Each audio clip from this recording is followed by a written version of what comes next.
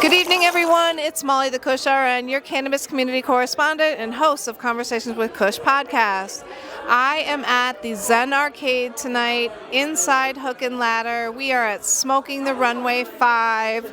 I have the pleasure of sitting down with Veronica. Veronica, tell me the name of your design label. Yes, so my brand is VWY Designs. Okay, and what's the inspiration behind it? Yeah, so my logo is really this little black lamb, and it's kind of the idea of this underdog and really creative, fun, spunky, kind of edgy and playful design. I love it. How'd you get started? Yeah, so I actually started making clothes for myself in high school. Nice. When I wanted to make cool goth clothes that I couldn't find, and so I just made them myself, and then that really snowballed into going to fashion school, learning that way, doing a few collections, and then starting to show around the Twin Cities and really starting to enjoy showing. Awesome. Yeah. What I like about your designs are they look really comfortable, and they remind me, and I hope that you're not offended by this, but they remind me of like Star Wars or like some other type of like science fiction, I think people tap into that, so. I was definitely channeling post-apocalyptic raver. Okay, there you go. That's definitely the energy with like the Jedi, like in the desert. Yeah. So that's definitely the vibe. Okay, cool.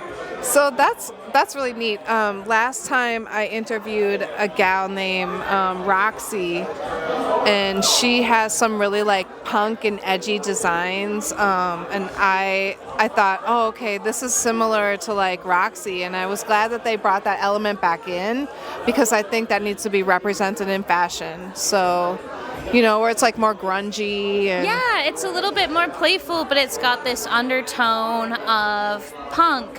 And I think that is also kind of fun to be like, a little playful of like, I can take up this space. Yeah. And that's okay. And it doesn't have to be in any particular appeal to anyone else. I feel like it's rebellious almost, right? Yeah. And one of the words that kept coming up with my models tonight after the show was liberating. It felt liberating. Okay, nice. And that is such a wonderful thing to hear from my models, and really is a win as a designer. Awesome. I love that. I guess I never really considered the relationship between the designer and the model. Thank you for bringing that to light for me because, I'm not in the fashion world, so, I've never been a model or a designer, so, but that's interesting that you develop a relationship with them when you fit the clothes and absolutely. That's awesome. Everything is made to them, and even at our designer calls, sometimes you just see a girl and you see this outfit and vision on her and you want to bring it to life. And it's so wonderful to be able to work with all of them, and we wouldn't be able to make anything without them, and same without the producers and the event space. It's really all about community. Awesome. You sound very well versed in shows, and you'd mentioned doing some other shows. What are some challenges that you come up against, what do you have to overcome to keep going? Yeah, so I would say the hardest thing is stamina, because you definitely get to a point where it's like, oh my God, did I bite off a little more than I can chew? Yeah. But you just have to keep going, and I mean, it's kind of silly, but I was at a party, and I was sitting on the couch working on one of the designs that was shown tonight. Okay. Still enjoying and having fun talking to people, but you just never stop working, which is incredible, and I love what I do. But there's also the physical strain that comes with that, so sure. It's fun, but I'll definitely be taking a little break after this show. Yeah.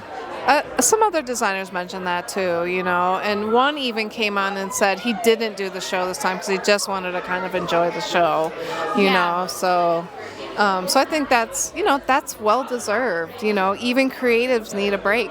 It can't be go all the time. Yeah, your body tells you. Your arms and for me at least, my arms and my hands really do start to hurt, and I do a lot of things to stretch and keep safe. But at a certain point, you have to listen to your body and take a little break. So, but then you get right back in it when you're ready. How does cannabis help? So actually, cannabis is a fantastic way to help with pain, and to also help with motivation, and especially for me when I feel lost in a garment, to be able to go outside, change my environment, take those deep breaths and zone in and focus on exactly what I need to focus on. I'll oftentimes take that time to almost meditate and focus about my order of operations. What do I need to do next? Sure. And so cannabis is a really crucial part of my design process, to be able to take that break, focus, and then make a really clear list, go in and get it done.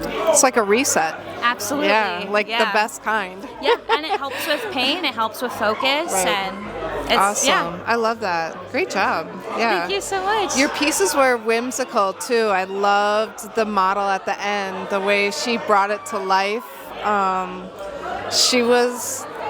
She did it justice, I felt like. Yeah. Thank I you love so that. much. Yeah. What's next? Yeah, so I mean, after the break, do you have like designs, or do you have to just really shut it down? And I do have a few pieces bubbling in the back of my mind I'd like to put together, but I'm really hoping to actually produce my own show. Nice. And put I love something that. together. Good for you. Hopefully coming up soon. Okay, that's awesome. Yeah. Yeah.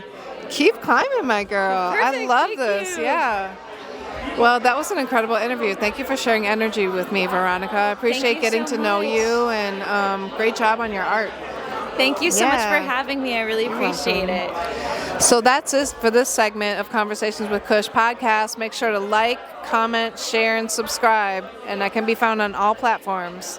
So peace.